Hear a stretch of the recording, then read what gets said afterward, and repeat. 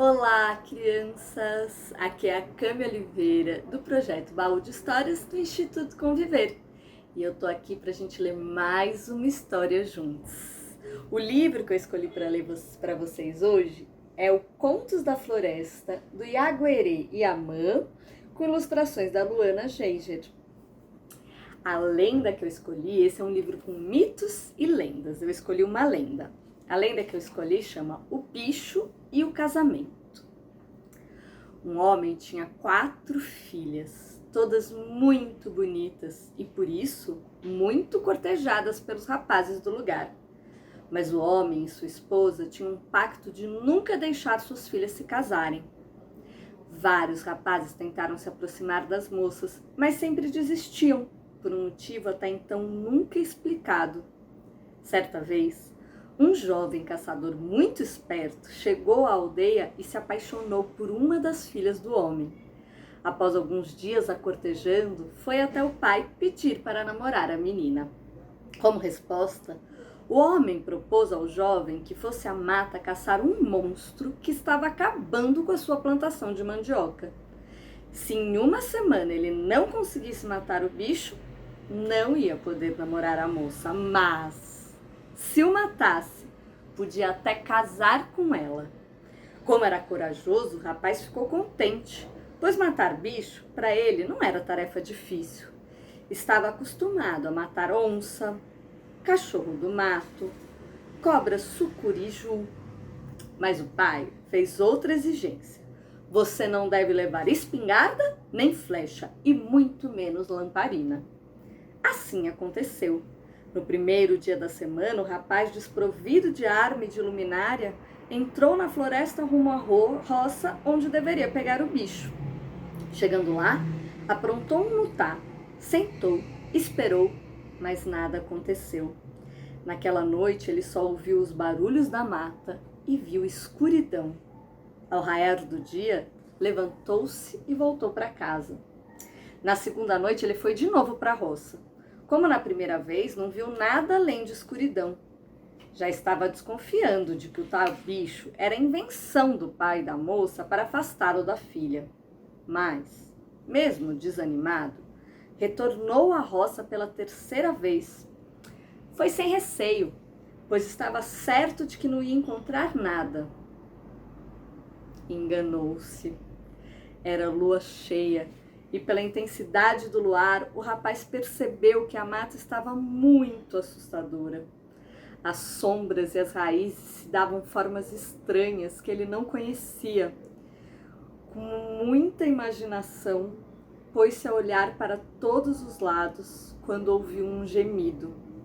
Tentando manter a coragem, andou mais um pouco, até se deparar com a sombra de um grande animal. O rapaz quis se achegar, mas teve medo. Só pôde ver a forma da fera. Unhas longas, pelos nas costas, orelhas pontudas, rabo comprido e pés iguais ao de veado. O rapaz ficou tão assustado que saiu correndo e foi para a casa do sogro contar o que havia acontecido. Meu sogro, eu fui à sua roça e vi um bicho muito esquisito. Fiquei com tanto medo que me arrepiei todo e vim embora contar o que vi. O sogro então falou: como pode deixar o bicho escapar? Ah, você não é de coragem. Sou corajoso, meu sogro, mas bicho como aquele nunca tinha visto. Nesse momento chegou a mulher do homem, suada e cansada. Depois de se banhar e descansar, chamou o marido para dentro do quarto e falou: não será dessa vez que nossa filha vai se casar, marido. Esse caçador é como os outros, medroso que só vendo. Aborrecido, o homem chegou na sala e mandou o rapaz ir embora. Você não tem coragem. No entanto, o prazo que lhe dei é de 1 semana e por isso não posso ainda desfazer nosso contrato. Quando faltavam 4 dias para o fim do prazo dado ao jovem para provar sua valentia, a moça apaixonada pediu a ele: por favor, você precisa matar o bicho, senão o papai não vai deixar a gente se casar. O jovem foi dormir e acordou cedinho no outro dia enquanto se banhava no rio. Pensou na jovem. Preciso me casar.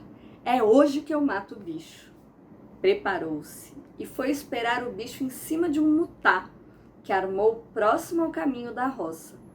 Perto da meia-noite, ele viu o monstro se aproximar. Por uns minutos, o bicho ficou parado, farejando, sem saber que o rapaz o observava.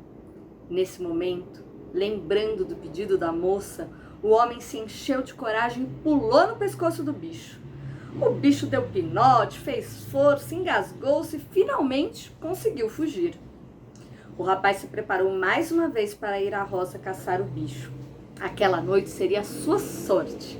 Agora ele sabia que o tão temido bicho não era lá essas coisas. Se usasse mais força, iria capturá-lo. O rapaz esperou em outro caminho. Deu meia-noite. O bicho voltou a aparecer, mas gritando mais fraco do que das outras vezes. O caçador, confiante, veio por trás dele e deu-lhe uma cacetada. Pulou mais uma vez em seu pescoço e disse: "Dessa vez você não me escapa." Saltou nas costas dele e, depois de horas de luta, matou o bicho. Contente, colocou o monstro no ombro e o levou para a casa do sogro. Ao chegar lá, pôs-se a gritar pela moça e pelo pai: "Minha noiva, meu sogro, vejam aqui! Finalmente eu matei o bicho que tanto lhes afligia." O pai correu desesperado: "Você matou o bicho? Não acredito." "Sim, eu o matei. E agora sua filha será minha esposa." Então o homem começou a chorar em cima do corpo do monstro, que já morto, começou a se transformar em mulher. Dessa maneira, as filhas descobriram que o tão temido bicho era a própria mãe. As filhas ficaram tristes, mas a alegria era maior. Festejaram o desaparecimento do bicho que fazia todos os seus pretendentes desistirem de casar com elas. O pai, depois de enterrar o corpo da mulher, saiu para a mata e nunca mais voltou. Dizem os antigos que ele deixou de ser gente para sempre. Vive a rondar a aldeia para assustar rapazes que desejam namorar ou pedir as moças em casamento. Também dizem que os pais que não deixam suas filhas namorar correm o risco de se transformar em monstros, que podem andar em pé ou andar de quatro, como homem e como animal. E essa foi a história de hoje. Eu quero ler para vocês também um trechinho do pós-fácil do livro que explica para a gente um pouco dessa história. Os povos indígenas Maraguá e Sateré-Mauê são dois povos diferentes, mas ligados por uma cultura próxima e por anos de histórias comuns. Muitos fatores fazem deles povos irmãos, a começar pelo lugar onde vivem, a região do Baixo Amazonas, entre os estados do Amazonas e do Pará. Houve ainda a miscigenação entre os integrantes dos dois povos. O próprio autor, o Iaguerê, é filho de pai Sateré e mãe Maraguá. Nesse livro, todos os contos são da cultura Maraguá. Deixam claro porque esse povo é conhecido pelos ribeirinhos como povo das histórias de assombração, tal o gosto em que tem em contar casos de fantasmas. E vocês? Ficaram com medo desse caos de assombração? Eu escolhi essa, mas aqui tem umas outras que me deixaram assim, ó, com os pelos arrepiados. O que vocês acharam?